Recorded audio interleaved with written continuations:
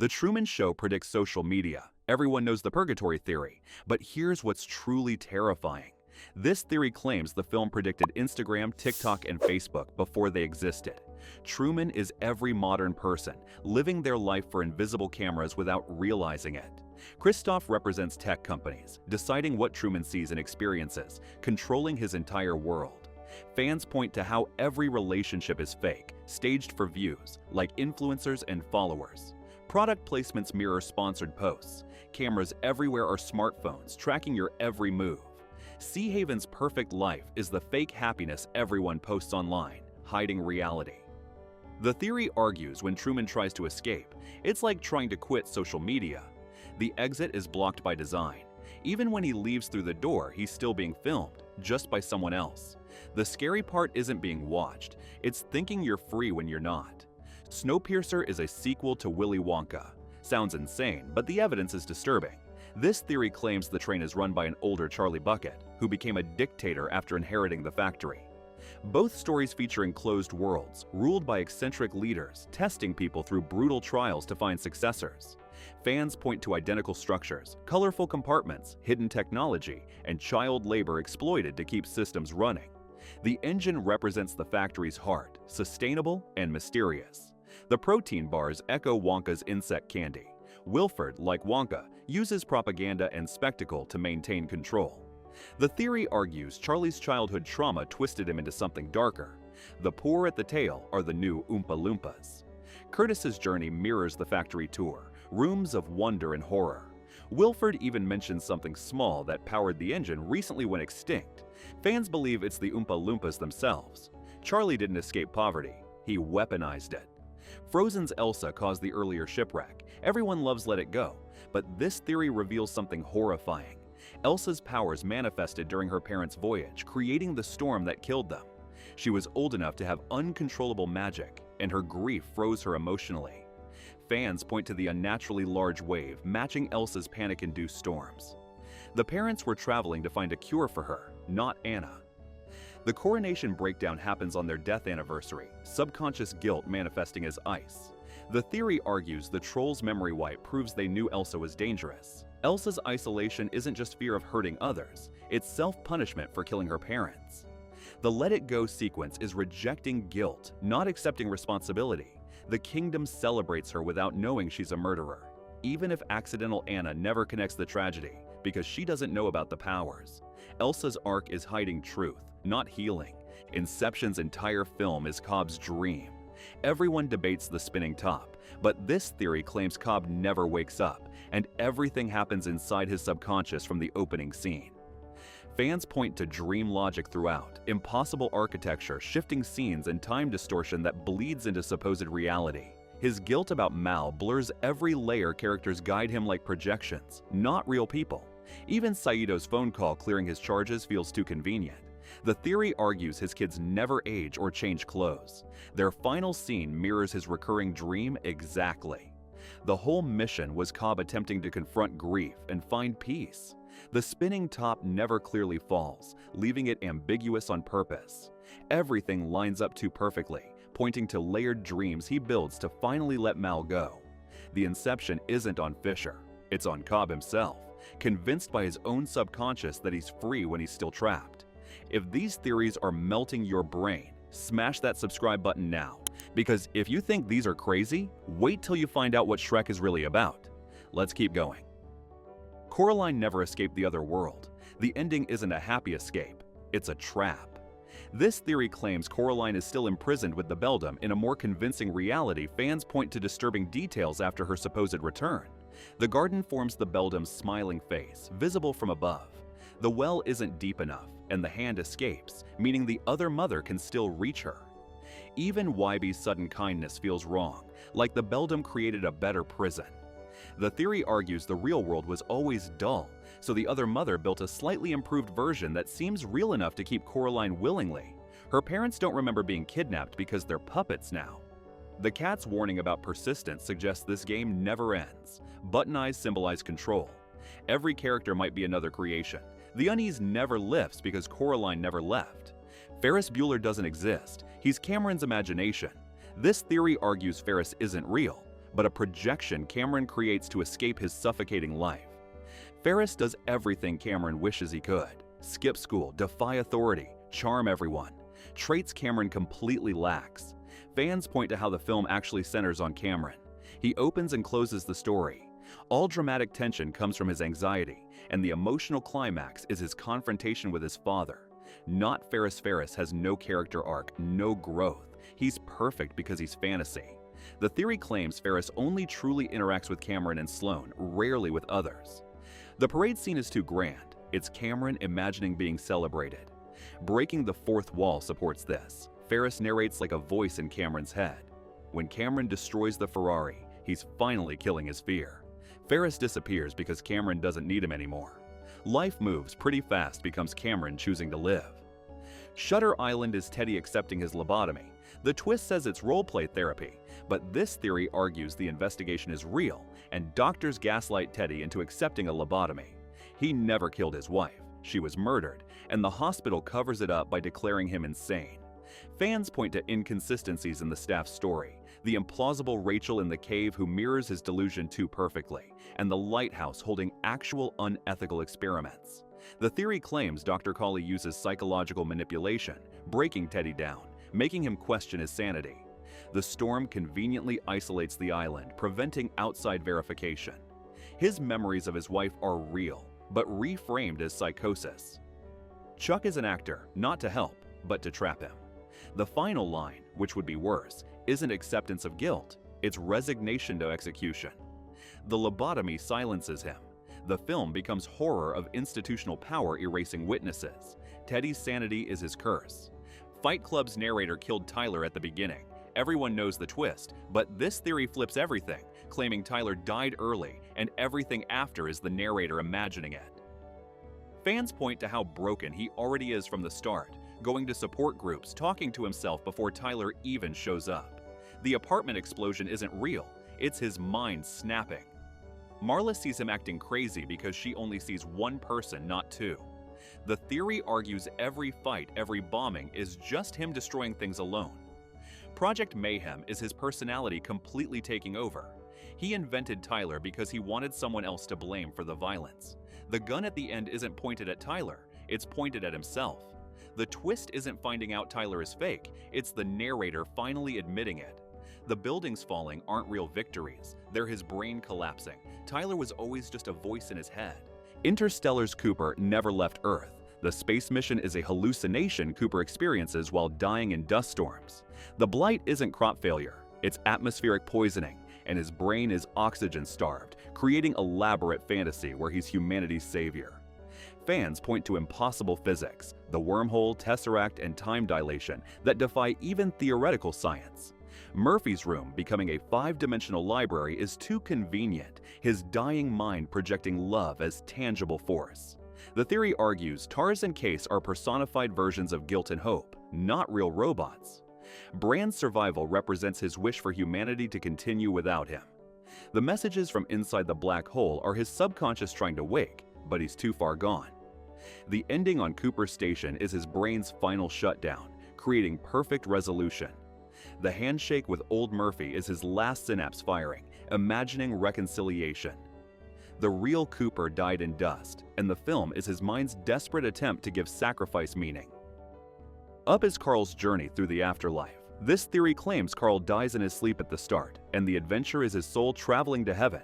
Russell represents an angel guiding him through acceptance. The house floating symbolizes spirit ascending. Paradise Falls is heaven, a place Ellie wanted him to reach.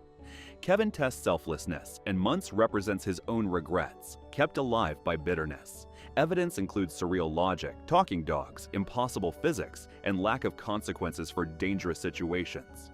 Carl's journey isn't geographical, it's emotional, moving through grief, guilt, and peace. When he lets go of the house, he's letting go of earthly attachment, choosing love over material memory. The scrapbook reveals Ellie's message, giving Carl permission to move on. The ending with Russell isn't returning home, it's finding his place in eternity. Russell was never a Boy Scout. He was Carl's guardian angel, sent to guide him through grief into acceptance. The house floating away is Carl's final earthly attachment released. Parasite is a time loop curse. This theory claims the Kim family has lived this cycle before and will repeat it forever. The Scholar's Rock isn't a gift. It's a cursed object, trapping them in loops of infiltration, betrayal, and violence. The theory highlights the film's symmetrical structure and repeated motifs: flooding, stairs, deception, suggesting circular time. The parks hiring the Kims feels too easy, like fate they're forced to follow. Supporters argue the former housekeeper represents the previous iteration, another poor family that infiltrated, failed, and got trapped in the basement. The Kims are next. Mr. Park's death isn't the climax, it's the reset button. Ki-woo's final monologue about buying the house is delusion. He's already started the loop again with another rich family. The Scholar's Rock returns like a cursed artifact, ensuring cycles continue. The flood represents the universe resetting. Poverty is the trap, and the loop is eternal punishment for attempting escape. Inside Out's Riley has multiple personalities. The emotions aren't just metaphors. This theory claims they're actual different personalities living inside Riley's head. When she moves to San Francisco, her mind breaks, and these 5 personalities start fighting for control. Details reveal how the memory islands literally collapse, like her brain is falling apart. The core memories aren't happy moments, they're traumatic events she locked away. Joy forcing everyone to be happy is Riley pretending everything's fine when it's not. Bing Bong isn't an imaginary friend, he's a part of her mind that sacrifices itself so she can keep going. When Riley tries to run away, it's her mind screaming for help. The theory argues when joy and sadness come back together, it's not growing up, it's Riley's personalities learning to work together. The ending shows her feeling multiple emotions at once, which means she's managing her condition, not fixed. The control panel getting bigger means more personalities developing. The whole movie is about a kid's mental breakdown, disguised as a cartoon. WALL-E is humanity's extinction, not salvation. This theory claims the humans never actually return to Earth. They all die in space, and the happy ending is just WALL-E's broken robot brain imagining it. Clues suggest the plant being impossible. It can't survive 700 years of toxic waste. That doesn't make sense. The captain suddenly rebelling after centuries of doing nothing is too convenient, like it's not real. The theory argues Wall-E is in love with Eve, but he's just a malfunctioning robot who doesn't understand what's happening. He thinks the dead plant is alive because his programming is corrupted. The humans on the Axiom are basically zombies, too fat and weak to survive on real Earth. If they actually landed, they'd die within days. No food, no shelter, no way to rebuild the happy ending where everyone's farming and happy is Wall-E's fantasy as he shuts down forever. Eve isn't really in love. She's just following orders to get the plant. The truth is, Earth is still dead, the ship never lands, and humanity is extinct. Monsters, Inc. is stealing from kids. This theory says the monsters are basically energy vampires, sneaking into another world to steal power from children without asking. Monstropolis runs entirely on screams from kids who don't even know monsters exist. Observers note how secretive the corporation is and how they exile anyone who questions what they're doing. The theory claims Waternoose is willing to kidnap and harm kids when screams run low. He doesn't care about hurting them. When Sully and Mike discover laughter makes more energy, nothing actually changes. They're still stealing from kids without permission, just making it seem nicer. The human world has no idea they're being invaded every night by creatures from another dimension. The doors aren't just portals, they're like doorways to different colonies. The scare floor is a factory built on stealing from children. Even the switch to laughter is just better marketing, same crime, different package. Boo's door gets shredded not to protect her, but to destroy evidence. Monsters, Inc. keeps winning because nobody knows what they're really doing. Wreck-It Ralph's Felix is the villain. This theory flips the narrative, claiming Felix is a privileged hero who never questions the system oppressing Ralph. He gets medals, penthouse, and love, while Ralph is exiled to a dump for doing his programmed job. The film reveals how Felix never advocates for Ralph's rights or challenges the game's hierarchy. He benefits from Ralph's suffering and does nothing. The theory argues Nicelanders are complicit. They built lives on Ralph's oppression and treat him as monster. Despite him enabling their existence, Ralph's villain support group shows systemic abuse across games, where bad guys are sentient but dehumanized. Felix's kindness is performative. He only helps when it benefits him. The theory claims Fix-It Felix Jr. is propaganda, glorifying gentrification. Ralph is working class, destroyed for luxury. The movie's message that Ralph can be hero still traps him in his role. He returns to the dump. Nicelanders tolerate him, not integrate. Ralph's arc is tragic acceptance of oppression, not liberation. Ratatouille's Remy caused a rat plague. This theory claims Remy didn't just learn to cook, he accidentally started a rat invasion of Paris. When other rats see him succeed at Gustave's, they think they can do it too, so they start sneaking into kitchens everywhere. Spreading disease evidence points to the ending where rats are openly cooking in the restaurant, like that's somehow okay. That's literally a health code nightmare.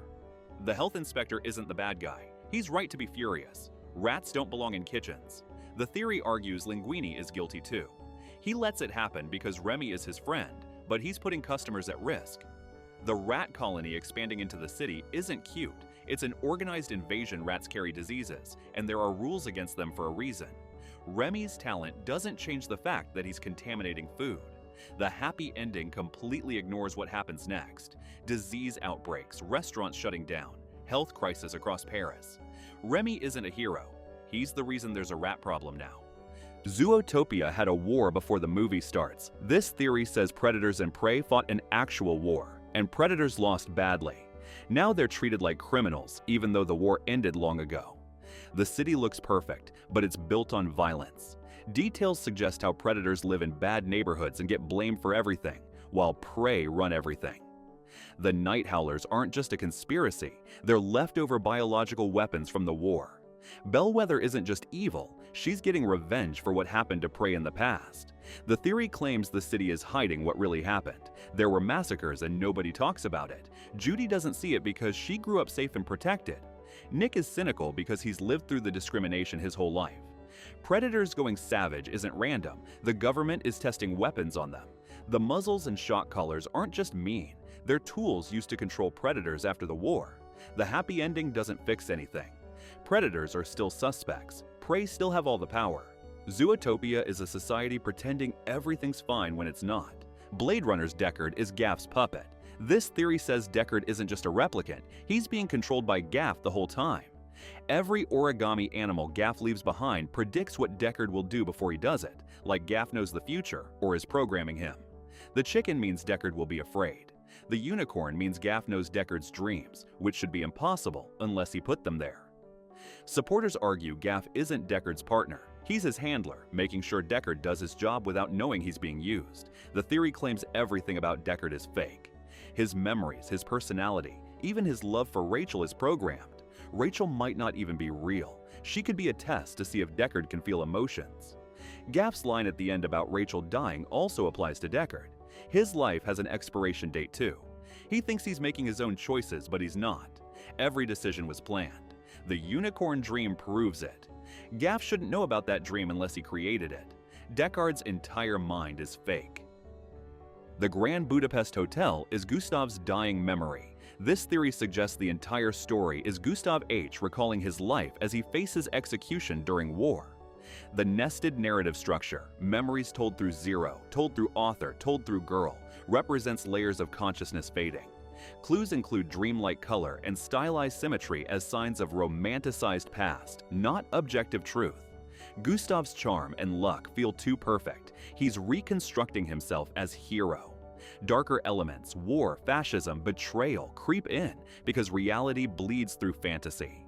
The theory argues Gustave was executed long before Zero grew old and Hotel fell. The entire tale is his last thoughts, embellishing a life of service into adventure. Even Zero's grief mirrors Gustave processing his own death. The painting Boy with Apple represents stolen beauty and lost innocence. The melancholy tone comes from knowing this world only exists in memory. The final shot of girl reading suggests stories survive even when people don't. Shrek is set in a post-apocalyptic world. This theory claims fairy tale creatures aren't fantasy leftovers, but mutated survivors of nuclear or biological disaster. Lord Farquaad's obsession with perfection mirrors eugenics and fascist control, exiling anyone different. Shrek's swamp is refuge for radioactive outcasts. The film shows bizarre hybrid creatures, 3 blind mice, gingerbread man, dragon donkey hybrids, suggesting genetic experiments gone wrong. Duloc's sterile design and propaganda feel dystopian, not medieval. The magic mirror could be salvage technology, repurposed as control tool. Even Fairy Godmother in sequel represents corporate corruption, exploiting survivors for profit. The theory argues fairy tale framing is coping mechanism. Survivors tell stories to make sense of twisted reality. Shrek's acceptance isn't about inner beauty, it's embracing mutation in a world that deems you monster. The happily ever after is another lie, hiding darker truth. Underneath the jokes is a world that destroyed itself. If you enjoyed this, smash that subscribe button now, it really helps the channel. I publish brain-bending theories every week. Thanks for watching and see you next time.